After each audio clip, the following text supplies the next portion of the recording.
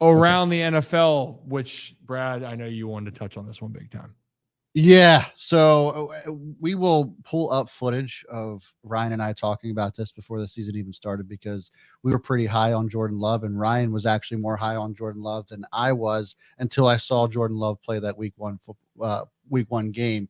And we saw Justin Fields kind of really take a back seat, because we thought I thought Justin Fields was going to have a bigger year. On paper, obviously it looked that was going to be the case before the season started. But man, Jordan Love has gone off, and wanted to get your guys' thoughts on the other side of Peter Schrager from Good Morning Football singing high praise about Jordan Love.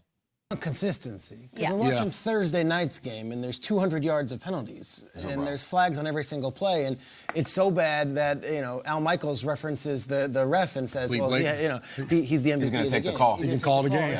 Yeah. And then. All right, huge game. Packers fighting for their playoffs lives. Chiefs fighting for home field advantage, and maybe the AFC West, considering what Denver is going to be doing. And then you don't get any flags at the end there, and you're wondering, okay, well, why'd you put the flags away? I get it. What I wouldn't want to do, though, is let those few calls cloud the performance of like what Jordan Love did. And I get it. The first thing on your mind is obviously going to be the officiating.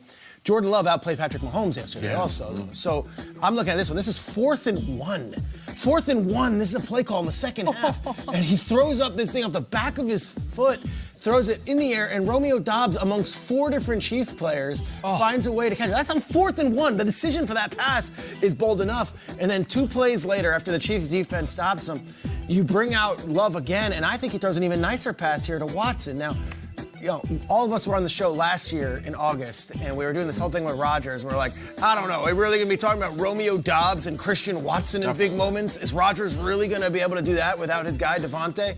It might have taken a little while, but gosh, those guys played good last night, and Jordan Love was awesome. That's the 3rd straight game that Jordan Love has been really good. He's now beaten the Chargers, he's beaten the Lions, and he's beaten the Kansas City Chiefs, and 2 of those games were in prime time in front of the entire country. So officiating, of course, it's mind-boggling. I don't know what you want from us this morning. We don't do the calls. We don't work in the league office where we can say, change things. You get what they're saying and talking about Jordan Love. And we even talked about this. I don't know, Ryan. I think it might have been the game that they lost against the Saints a while back, where they kind of blew that 17-point lead, I believe it was, in the 4th quarter. And all of the drop passes that we saw from the Packers, and all of the incredible throws that Jordan Love was making. And so Jordan Love was kind of getting a lot of this heat, and we thought that it was unjustified because of the players that he had around him, and that there were no big playmakers. And I think that we're seeing Doubs and Christian Watson start to get better. And we've seen that now over the last several games. And even without an Aaron Jones, I mean, I said at the beginning of the year, I think that Jordan Love is yet again another franchise quarterback for the Green Bay Packers, and I don't even know how they continue to do this. It's unbelievable. I think that people forget, too, it's a young team that had their issues last year with Aaron Rodgers.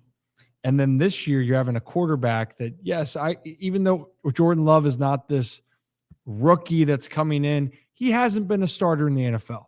And he gets off to a great start where he throws 3 touchdowns, no picks in the first 2 NFL games of the season. Then he hits some adversity. He had that big comeback win against the Saints, like you alluded to, Brad. But then that Detroit game was ugly. He almost came back with. The Vegas game was ugly. No touchdowns and 3 picks. But then this is where the progression started to get better and better for him. It was really kind of after that Denver loss, which he still gave his team a chance. They almost came back. And then things started to kind of make sense. Christian Watson, when he's healthy, by the way, is a stud. When that dude plays, Jordan Love, his game's even more elevated. But what you're seeing is he's starting to elevate his play and elevate the ones around him. And the last 3 games speak for themselves. Jordan Love has 8 touchdown passes, 0 interceptions. And all 3 of those games, he's thrown over 265 passing yards. And we're also seeing the same exact performance numbers stat-wise as Aaron Rodgers did in 2005 during his debut season. So it's crazy. It's nuts how close it is. It's identical. Exact numbers. Yeah. And so that's the point right there. So Jordan Love, the Packers, it looks like everyone's now on the Jordan Love bandwagon, but the guy, he does look like he's the long-term answer there for the Pack. And imagine when they start to figure things out more and more, and they're going to add more pieces around. And hey, the Packers are right in the playoff mix now, and their schedule's very forgiving if they can take care of who they have to take care of down the stretch. So, and I believe their next game is against the New York Giants.